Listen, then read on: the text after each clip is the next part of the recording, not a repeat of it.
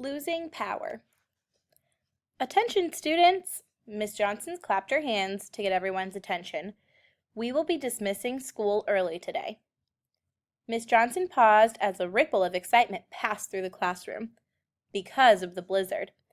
We've called your parents and they should be picking you up shortly. Those students who rode the bus should head outside immediately.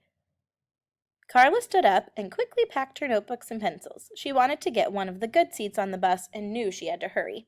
Outside, it was pure chaos.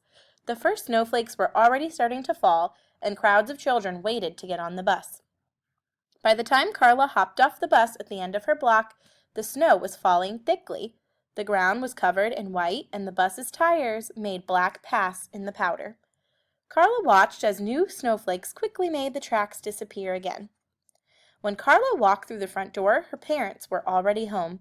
They had been to the grocery store and stocked up on candles, water, milk, bread, and canned food for several days. 6 years ago, there had been a blizzard, and her parents weren't prepared. This time, they wouldn't make the same mistake. Carla couldn't remember the last blizzard. She had only been 3 years old at the time. "Why do we need candles, Dad?" Carla asked. "Sometimes the electricity goes out when there are blizzards. Snow builds up on the power lines, and all that weight can cause a power line to break. Once a power line breaks, our electricity goes off. When this happens during a blizzard, it can take the electricity company longer to fix the problem," said her father. "Because of the snow?" asked Carla. "Exactly," her dad nodded in approval. "The roads aren't often blocked, so it's harder for the trucks to make it to the broken power lines."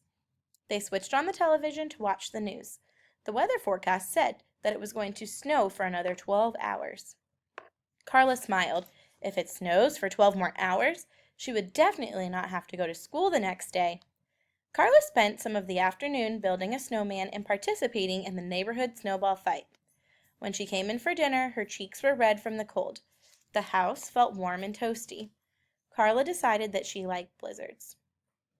Carla had just bitten into her enchiladas when all of a sudden the power went out. The house plunged into total darkness. "Carla," her mother said, "are you okay?" "I'm going to get some candles." A moment later, a light flickered as her mother set a candle in the middle of the table.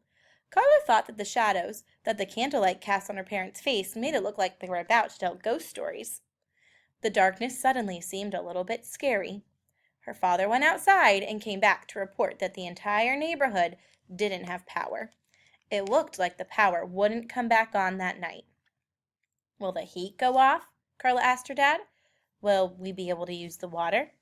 "Don't worry, sweetie," said her father. "The heat and the water are both still on." Carla looked at him confused. How could the heat and the water work if all the electricity didn't work? "Come with me," her father said. "I'll show you the basement."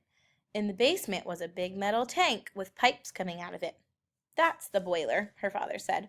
"Our heat runs on gas, not electricity.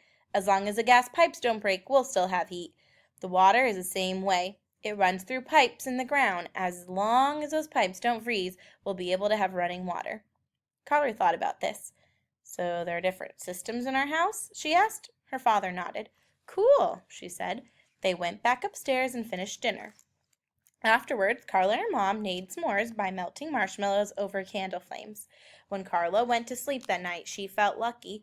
It was cold and snowing outside, but she had a warm bed to sleep in.